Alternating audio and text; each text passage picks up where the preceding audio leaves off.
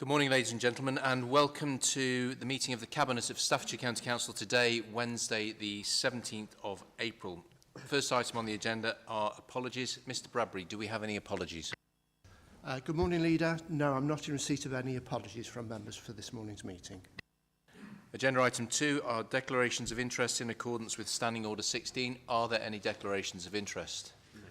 For the record, nobody is indicating. Agenda item number 3 are the decision notices of the meeting held on the 20th of March 2024. Is it your wish that I sign those as a correct record of the meeting? Agreed. Agenda item 4 is the leader's update, a fairly lengthy one this morning. First, I would like to start the meeting with some excellent news for parents and children today, as I am pleased to tell you once again that the majority of parents in Staffordshire have been allocated their first choice primary school.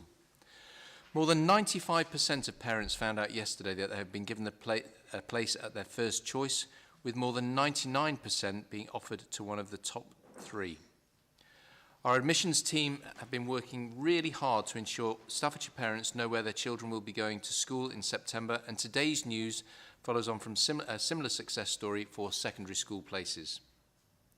The County Council recently announced that a total of £56 million will be spent on building new schools and maintaining and improving existing ones in Staffordshire over the coming year. This includes building new primary schools in Stafford, Tamworth, East Staffordshire and Lichfield. It is important to plan for the future and ensure that we are building schools that mitigate the rise in demand for school places. Our forward planning has ensured that the overwhelming majority of parents are consistently allocated one of their top choice primary or secondary schools. And thank you to Councillor Price, Tim Moss and your team for all the hard work that you've done to achieve this. Thank you. Moving on, we know how important good highways are and a great connected network is for this council. Our residents and our businesses and of course to attract fresh investment to this county and to grow the economy. And this is why I've appointed a new team to lead on highways delivery of our £53 million on projects, improvements and maintenance in 24-25, and our extra £50 million of investment over the next 3 years to get maximum benefit for Staffordshire.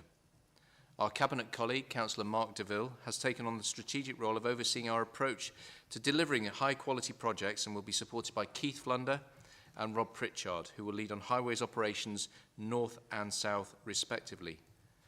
So welcome to them in their new roles, and I would also like to thank the previous Cabinet Member for Highways, David Williams, for his very hard work. We have listened and we want to do even more to improve highways with the budget available, and I am confident our new team will bring an even greater energy to this important issue. And I've got to say this morning, having had briefings earlier, I was delighted to hear how much work has been going on with Councillor Deville, Councillor Flunder and Councillor Pritchard over the past week. It bodes well for the future. Staying with transport, HS2 remains in the news. This County Council was opposed to HS2 from the outset, but committed to minimising the impact on our county and communities and to maximising any economic benefits. With work on the initial phase going ahead, we continue to focus on the impact for our county, but we also want to ensure that the Handsacre link, which is part of these plans, is built and operated to allow HS2 compatible trains to run from Stafford to London. We know too that the scrapping of the leg from Crewe to the north, there have been calls for an HS2 Mark II, as it were, to be built. Although these plans are vague, we've made it clear that our position on any HS2 replacement which cuts through Staffordshire remains unchanged, and the voice of this council and our communities must be heard. In other transport news, there was some good news this month when it was confirmed that the development and growth of an electric charging network in Staffordshire will be boosted by £4.6 million of national funding. By collaborating with 4 other local authorities and regional transport body Midlands Connects, the county will be able to work across borders and crucially have greater strength in attracting the businesses which will install and operate the charging network. It is not the County Council's role or responsibility to install or operate the charging points, but by working with partner local authorities, we will be in the strongest position to attract commercial partners which will undertake this. Locations for charging points will include public and private car parks, on-street charging, rapid speed charging hubs, fuelling forecourts and residential properties. At the start of the year, there were around 430 charge points in Staffordshire, and it's estimated the county will need over 5,000 electric vehicle charging point sockets by 2030. Moving on to Staffordshire's countryside. All of us who live and work in this beautiful county know how lucky we are to have such a fantastic landscape on our doorstep. As a county council, we are proud to be custodians of acres of this countryside, and Cannock Chase is undoubtedly a jewel in the Staffordshire crown. We want families to very much enjoy places such as the Chase, but we have a role as well to play helping preserve the landscape for generations to come and to ensure wildlife and habitats can continue to flourish. The recent introduction of cattle there is one such example of how we are doing this, and is part of a project to restore heathland habitats in an environmentally friendly way. Around 15 native cattle are now grazing 25 hectares at Moors Gorse until the end of the summer as part of the 4th year of Staffordshire County Council's Conservation Grazing Scheme, which plays an important role restoring heathland habitats that rare species rely on. A perimeter fence around the cattle, which has been designed to allow other animals such as deer to pass through but keep cattle within it, is also in place. Finally, it's hard to believe we're already more than halfway through April, but here in Staffordshire, that means Staffordshire Day is just around the corner. Staffordshire Day is a day we celebrate everything we love about Staffordshire, and every year on May the 1st, Staffordshire becomes alive with events of all shapes and sizes across the county. Whether you love captivating countryside, our thrilling theme parks, or an eye-opening history and heritage, there will be something for you on Staffordshire Day. So if you are proud to be from Staffordshire and do find out more about Staffordshire Day, and enjoy Staffordshire website. Now on to today's agenda, ladies and gentlemen. The first item is Staffordshire Means Back to Business, brought to you by the Deputy Leader and Cabinet Member for Economy and Skills, Councillor White. Thank you very much, Leader. Today's update is very much focused around jobs and employment, and some of the work that the County Council is doing to support employment in Staffordshire. So firstly, as I always do, I'd like to start with the universal credit claimant statistics. So the last month saw an increase of 430 universal credit claimants in Staffordshire. That's an increase to 3% of our working age population. As always, this is, however, considerably lower than the regional average of 5.1% and the average for England of 4%. We have a very good track record in terms of creating jobs in Staffordshire, but nonetheless, we are mindful of those increases, which are largely driven by the level of interest rates at the moment. It's very pleasing to see today in the news that inflation has reduced again to 3.2%. We're very hopeful that as a result, the Bank of England will feel able to reduce interest rates as we head into the second half of the year. In terms of the things that we can control here directly in Staffordshire, which does not include interest rates or inflation, we have a huge amount of work that's been ongoing for many years and continues in terms of supporting employment within the county, and that excellent track record we have in terms of jobs creation. And I'd just like to highlight a few of those things and provide a few updates for Cabinet in respect of some of those. So one of the key areas for employment in Staffordshire is logistics. And since 2015, we've created around 7,000 new logistics jobs within Staffordshire. But crucially, those jobs are focused on what I would call advanced logistics and developments in logistics to make it more efficient, productive and environmentally friendly. Over the coming years, the West Midlands Interchange Scheme in South Staffordshire will bring around 8,500 new jobs into the county, and we're very, very pleased that working with Winvic, the lead constructor on phase 1 of that site, our Jobs and Careers Service, now have a dedicated employment service for pathways into the construction industry, into constructing that interchange. A really good example of the County Council working with private employers in the county and developers to maximise employment, not simply when a site is open, but actually during its construction. It's also important to note with the West Midlands Interchange that will have a significant impact on reducing the amount of HGV traffic around the country, we anticipate that it will reduce the number of journeys on the road network by about 50 million kilometres per year as a result of that here in Staffordshire. Moving on to I-54, a site that the County Council has developed in partnership with South Staffordshire District Council and Wolverhampton City Council. I'm very pleased to say that the penultimate plot on our extension to that site has now been occupied by GridServe, relating to one of the items in your update, Leader, around supporting electric vehicle charging. GridServe is one of the UK's leading electric vehicle charging station providers. So I-54 is close to the M54 and the M6, and this is a large high-speed charging site where people can pull in the way that they might do at a traditional service station, have a brew and something to eat whilst their car is rapidly charged. I-54 is another great example of the County Council's support for employment.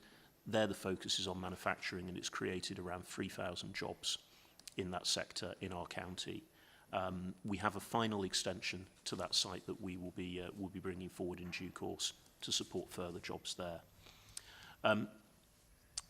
The other sites that I will mention briefly that are again major employment sites and supporting major employment are Chatterley Valley up in Newcastle-under-Lyme, where I'm pleased to say construction is back on track after some delays relating to creating an entrance onto the road network from that site, and the Branston interchange in Burton-on-Trent, which supports the Branston Locks development, a mixed-use housing and employment site, which is in danger of running slightly ahead of schedule, colleagues. Whisper it quietly, but major schemes all around the county dedicated to supporting employment. A couple of other brief updates from me. So the first is last month I updated colleagues on investment in skills within the county and the improvement in skills levels, with far more people in Staffordshire now having qualifications at GCSE level and at higher qualification levels up to degree level. The highest skill levels in our county that we've ever seen. As a key part of that, we're continuing to support the delivery of investment into our skills providers, and I was really pleased to see that Burton and South Derbyshire College have recently opened their upgraded and revitalised facilities in Burton-on-Trent Town Centre. That includes a cybersecurity lab, a games development studio, an area that Staffordshire is a real leader on across the county, and also a health simulation suite training healthcare workers in real world situations, but using animatronics, terrifying life-size dolls that sit up and scream, and you have to go and help them out. But the best way to train healthcare workers when they're very new into their training without exposing them to patients. So a great new asset delivered through town deal funding in Burton-on-Trent. And the final thing that I will just mention is relating to our community learning service, which supports 2,500 adult learners across the county, and recently received a very strong, good inspection result from Ofsted. We've recently also received international recognition through the Matrix standard, which is a global standard for the quality of the careers advice that attaches to adult learning. We're now internationally recognised for that here in Staffordshire. The final thing that I do have to mention is Staffordshire Day, which the leader has already gone to town on, but it's worth saying twice. It's our wonderful opportunity to celebrate everything that we do in this county, and to encourage people from outside Staffordshire to come in, visit our attractions, spend their money in our shops, our restaurants, and in other places. And I would encourage everybody to shout very loudly about it. There will be something going on within a very small distance of wherever you are in our great county. Go out and enjoy the 1st of May and celebrate Staffordshire. Thank you very much, Leader. Thank you. Next item on the agenda is agenda item 6, Integrated Performance Report Quarter 4. It's a joint report brought to you by myself and Councillor Parry. But Councillor Parry, if you'd like to take the lead and introduce the report, and I'll bring the portfolio holders in once you've completed. Thank you, Chair. And for the record, I'm Cabinet Member for Finance, and we'll be just kicking off on the finance side and then handing over to colleagues to cover the rest of the integrated performance report. This is probably the last of this format we'll see of this actual performance reporting method, and in the new financial year from Q1 we'll be seeing a different format. In terms of financial reporting then, this is Q4. It's not the final outturn, but it's hopefully close to the final outturn. And happy to report that we have this sounds like a strange thing to say, doesn't it? Happy to report a £4 million overspend, but actually a £4 million overspend is well within our target range. We started off, I think, at something like a 7 million overspend in Q1, and we brought that down to 4 million in Q4, and that's about half of 1% of our total budget. So well within range, which is about plus or minus 2%. I think we can be satisfied with the outturn. I don't want to mask, though, that what's underneath all of that is the spending across the council. Whilst we can congratulate, and I do congratulate those directors of service areas in achieving underspends in many respects, in many areas, for most areas, we also recognise that our biggest challenge is in children's, and that has generated an 11 million overspend at Q4. We knew that, in a sense. We knew that that was going to happen, and we made provision for it in the budget, and we've made provision moving forward, because to reduce the spend from that level is going to take time, and it's going to take some transformational strategies to be fully implemented. We're confident that the strategy is right. We've seen the effects already of children in the system coming down. What we're trying to do, obviously, is to manage the cost of those cares whilst ensuring we keep children safe, and that's the paramount priority for this council. So, 11 million provided for through our reserves. We're expected to do that. We're not spending reserves on revenue budgets willy-nilly. We are doing it in a targeted and planned way. So overall, Chair, Leader, I think that's a satisfactory result for the council, and it's part of our 4-year balanced medium-term financial strategy. Thank you, Councillor Parry, and a sober assessment of our financial position and also recognition of the risks that we're exposed to. With that, I'm going to now turn to Councillor Jonathan Price for your components of the report, please. Thank you, Leader. And firstly, I'll start off with the good news that you talked about in your Leader's update earlier. So it was really pleasing to receive the latest figures for the first preference and one of the top 3 preferences for secondary school places across the county. And as you know, that was 91% for first preferences and 98.5% for one of the top 3. Our offer of secondary school places to young people and their family continues to compare favourably to the national figures. The National Primary Offer Day was yesterday, and so although it will be in the Q1 report later this summer, I'm pleased to share that 95% of parents and carers received an offer for their first preference, and over 99% received one of their top 3 preferences.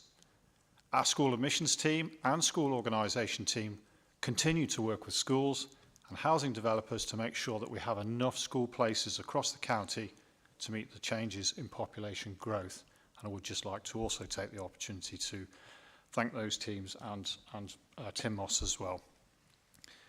As has been reported throughout the year, our pressures with SEND, special educational needs and disability demand, and timeliness continue. At Q3, I shared that a recovery plan to address the timeliness challenges has been implemented, and as a result, the number of overdue open assessments is reducing. The enhanced Assess Plan Do review model went live from the beginning of January, and this should also support with the challenges around the support for children and young people earlier. It is too early to provide information as to the impact this is having on the requests for educational, health and care needs assessments. This information is being collated, and once available, I will be able to share the impact. I recall sharing previously that our submission to the Department for Education for a 0.5% switch from the schools block to the high needs block has been successful, and the Department for Education reported that our plans set out in our dedicated school grant deficits management plan are addressing the pressures we face. Nevertheless, these activities are medium to long term and are having little impact on the immediate financial pressures in the high need, as it is being continually reported nationally. The focus on special educational needs and disabilities transport continues. Action to increase the take-up of personal travel budgets, increasing the average occupancy of vehicles and reducing the number of children travelling in single occupancy vehicles are continuing. Whilst this is all very challenging and no different to what is taking place across the country, almost on a daily basis we're hearing of the difficulties, whether that will be with SEND transport or SEND provision. We are committed to delivering the actions set out in our SEND Accelerated Progress Plan and SEND Transport. Just a few weeks ago, the County Council Network published a paper on SEND home to school transport, and having reviewed the actions recommended, I'm reassured that all recommendations apart from an in-house fleet are being implemented in Staffordshire.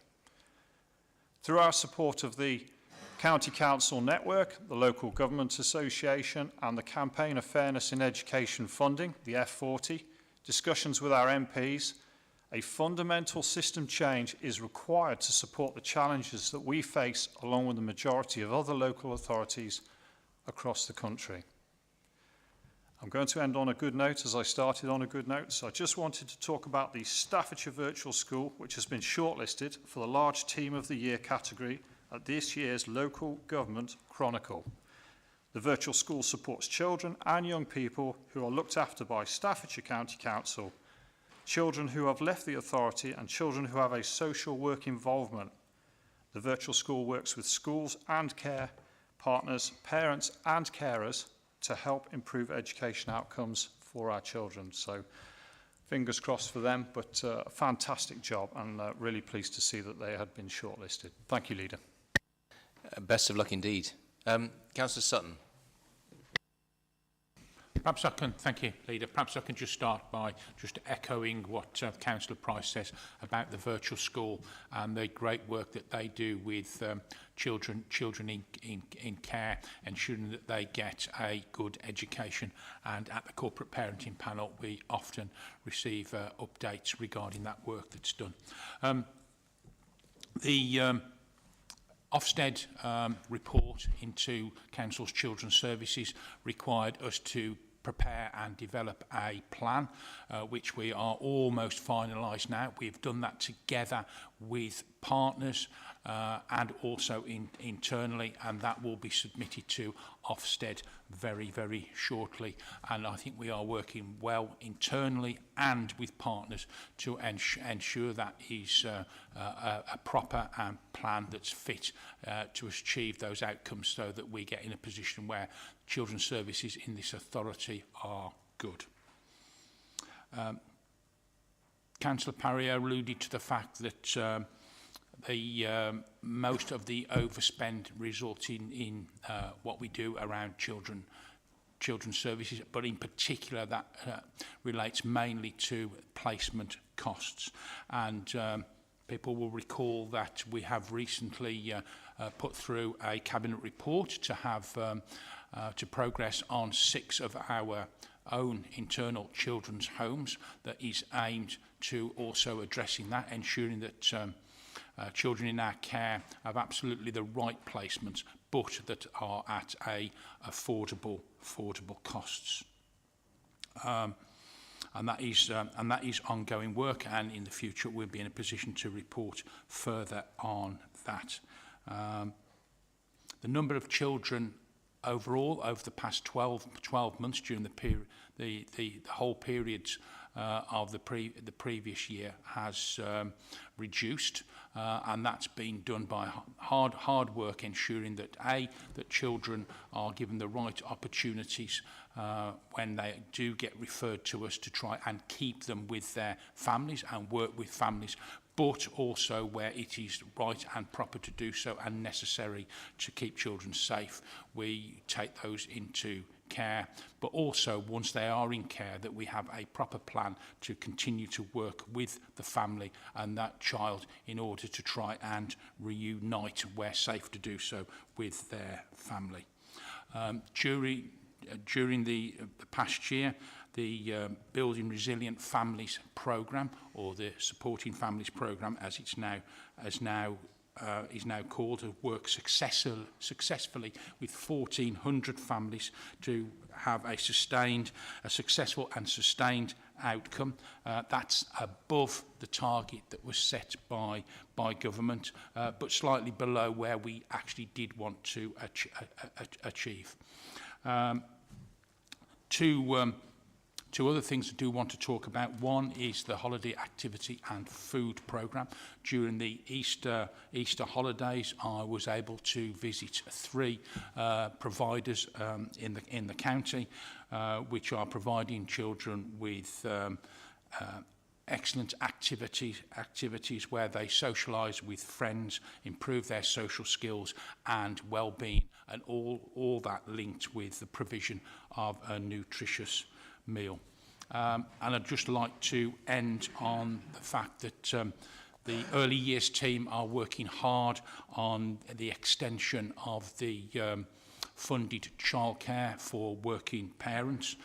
As of this month, 2-year-olds are now entitled, with working parents, to 15 hours funded childcare, and then from September of this year that's reduced down to all children above 9 months who will be entitled to those 15 hours. So the teams are working hard in ensuring that there is sufficiency within the county. Thank you, Leader. Thank you, Councillor Sutton. Councillor Wilcox. Thank you, Leader, and good morning, everybody. In health and care, we are pleased to report that in both delivery performance and finance performance, we remain green on the ratings. The new Care Act assessment pathway introduced in November to streamline processes by reducing the number of forms to be completed is showing really good signs of having tangible results, particularly from practitioners. Further work is ongoing to understand the issues around the quality and the experience of those being assessed. So as a result of this change, the performance from November only includes those who need a more detailed assessment. Overall, members, demand for assessment remains largely consistent, although you can see from the dashboard that numbers of assessments not completed within the 28 days fell in Q4 below target. This represents the more complex cases which make it to the assessment stage and often take longer to complete. This has, however, been compounded by the higher than normal demand in January, but we hope and expect this to recover through March. The new pathway from November has resulted in more contacts being made prior to assessments taking place, if at all. The actual number of days waiting for an assessment has fallen from 54 days in March 2023 to 30 days now in January 24. Chair, we will continue to monitor the performance over the coming quarters and to see what the impact of the new pathway is having on numbers of assessments being completed. Under safeguarding, in relation to safeguarding contacts, these broadly have remained static from last year, with 1,263 in Feb 24 compared to 1,269 the previous year. Chair, there is no indication of any increase in abuse or neglect, which we are pleased to report. Given the importance of this work, the Council has allocated additional temporary resource into the service, and we are looking to see if any further improvements to the pathway process is required. For those people receiving reviews of the services that they receive for 12 months or more remains high at 89% reviewed in the previous 12 months to February 2024, which exceeds our target of 80%. However, This is slightly less than the peak that was reached in October 23 of 92.2%, which also can be seen on the dashboard. Turning to Doles, the deprivation of liberty safeguards, like many other councils, demand for Doles remains high. We currently have 3,882 with Doles authorised, an increase of 20% since March 23. Due to this increase in demand, in January, people waiting over 21 days has increased to 631. However, requests are prioritised, and we do prioritise the service, which continues to reduce both waiting and the average times month on month. People have been waiting 30 days, which is down from 54 days in March 2023. This council does compare favourably with other local authorities on these metrics, based on the latest data from 2023. And feedback from family members has been positive, and the whole Doles process has been explained well. Care providers are also positive about the professional way the council assessors operate in this area. The Care Quality Commission, CQC, in its assessment of how councils perform against duties under the Care Act, have now completed 5 pilot councils. The CQC published its guidance for local authority assessments back in December 23, following these pilots, and announced the first council that would be inspected. We continue to engage with our workforce, outlining the CQC assessment that is on its way, as well as reviewing our self-assessment and looking at the evidence that will be required when the inspection lands here sometime between now and 2025.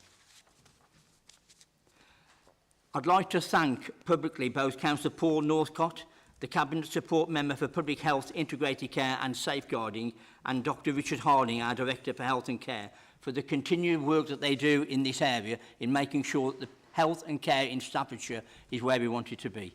Thank you, Leader. Thank you, Councillor Wilcox. There's some excellent news in that report, and I'm absolutely delighted to hear the progress that you're making across the portfolio. It is the time elapsed since I was holding the portfolio to today would be a stretch to take any credit for any of the work, but I'm delighted to see that you're continuing the great work that Councillor Jessel set up and taking it forward. Councillor Tagg.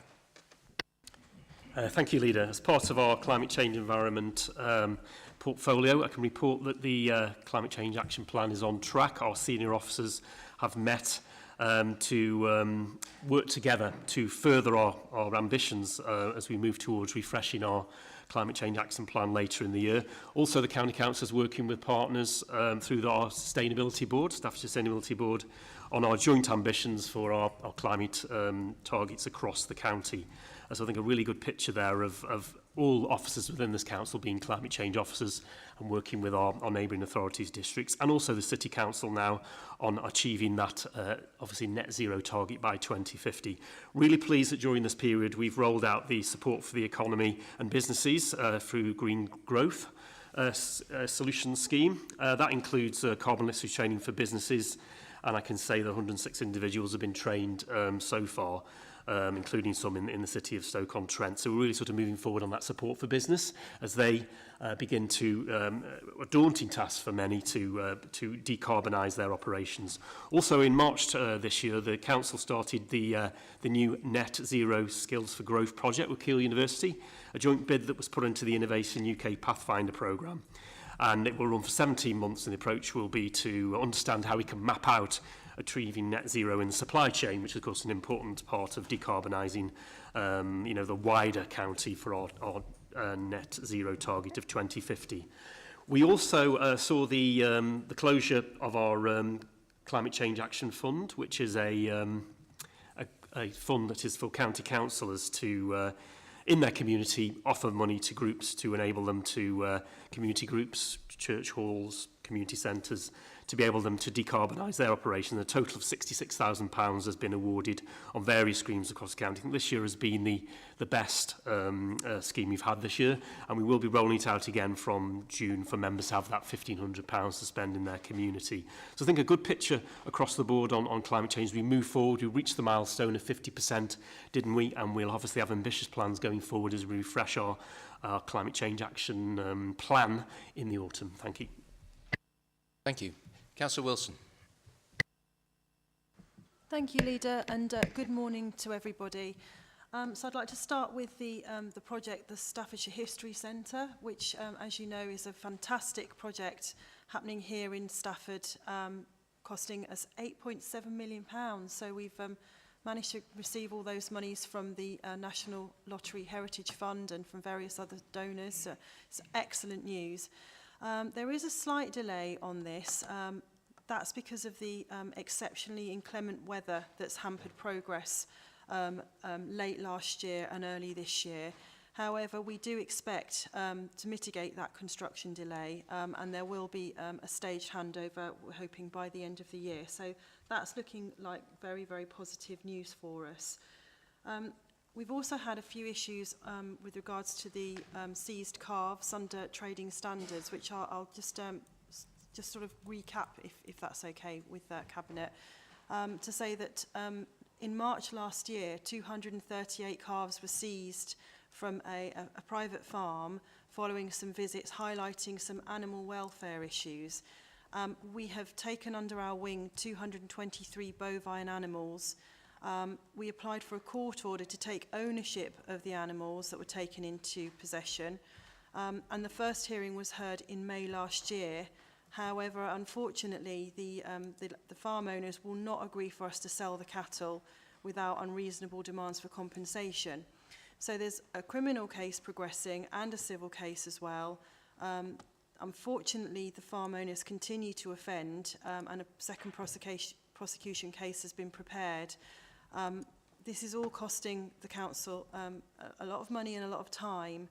And unfortunately, a trial won't be happening now, probably until 2025. So there are concerns in that area, but we're doing our best on that. Good news, however, if I can say that our library service, Burton Library, is going to benefit from a £1.3 million regeneration scheme, with £265,000 of that from the Libraries Improvement Fund.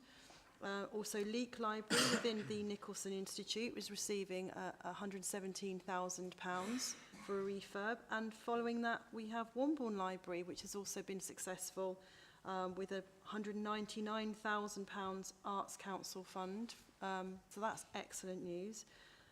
We're continuing with our communities delivery plan. So we've got a draft strategy that will be seen at the end of this month. We also have a cultural strategy with themes to be shared in May, and the final draft will come to Cabinet in September. We also have our community fund, which is to be launched next month, so that's great news for the 62 councillors and their residents in this county, where they can undertake projects which help the local community. So that's excellent news, and overall, Leader, our forecast within culture, rural and communities is that we are expected to break even. Thank you. Thank you, Councillor Wilson. By bovine animals, I assume you mean cows? Yes, okay. Thank you. Councillor DeVille. Yeah, thank you, Chairman. Good morning, everyone. I echo your comments, Chairman, and thanks to David Williams for the hard work that he's put into this area of work for a number of years. Colleagues, the level of demand on highways and the highways service has been very high, especially during the recent awful stormy weather that we've all experienced. Our highways crews have done a tremendous job in clearing debris from roads, in attending flooding issues, and they operate in all weathers and do a tremendous job right across the county. And I'd like to offer my sincere thanks on behalf of the Cabinet for all the work that they do during the winter months and indeed all year round in keeping the people of Staffordshire safe on our roads. They do a really tremendous job, Chairman, and thanks go to all of them on the front line who carry out really difficult work in very often difficult circumstances. The awful weather also has created a considerable backlog in highway repairs, in potholes, and of course the condition of our roads, as you said earlier, Leader, is essential to all residents and all of our businesses. And I absolutely get that, and I absolutely understand the need to repair our roads. Colleagues, I look forward to the good weather. The sunshine today makes us all feel better. I look forward to the English summer. I look forward to the English cricket season. And colleagues, I really look forward to the opportunity for our crews to get out and massively reduce the backlog of defects on our highways. That, of course, will result in safer journeys, better journeys, and much more appreciation of our Staffordshire roads for our residents and our businesses. We have a recovery plan that everyone's bought into, our officers and members of the Cabinet. That will result in massive improvements on our roads. We just really look forward to the better weather so that our crews can get out and make a real difference in the repairs of potholes, other defects, and particularly around drainage and potential flooding issues. That's really important. And look forward to a really well-planned and well-structured recovery plan with the repair of defects on our highways. Thank you, Chairman. Thank you. I hope people can appreciate that the Cabinet colleagues are confronting the challenges we face head on, and they're also seeking to bring forward opportunities to make the place we live in better for our residents. It's important to note that unlike many large local authorities, we have a balanced budget. We're able to tackle these issues because we've managed our finances well over the past 15 years. If we hadn't managed our finances well, this Cabinet meeting would have a very different flavour to it. I wonder how Cabinet meetings go in places that have very serious financial challenges, no opportunity to invest in services like highways, no opportunities to invest in children's services, no opportunities to make sure deprivation of liberty safeguard backlogs are attended to, no opportunity to invest in our environment and our climate change agenda. But we can do that because we've managed our money well. And I think when I speak to people on the streets, they recognise that. They know that we have to ask them for a bit more through their council tax, but that is in order to deliver great services across the county of Staffordshire. To all of you around the table, thank you for your efforts. I know you work really hard as a Cabinet to make sure that our services continue to deliver, and I know you think deeply about the challenges that we face. So with that, I suppose, concluding remarks, Councillor Parry, was there anything you wish to add to the end of that?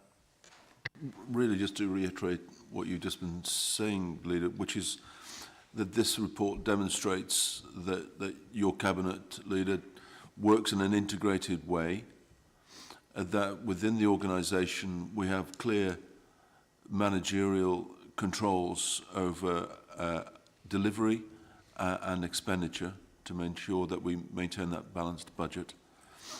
And that we have strong political grip over these issues, because listening to Cabinet colleagues this morning about the level of detail and strategic understanding of the issues and how we're approaching those things does demonstrate two things: that political grip, but also the integration of Cabinet colleagues, that actually everybody shares the same problems. We share the same problem.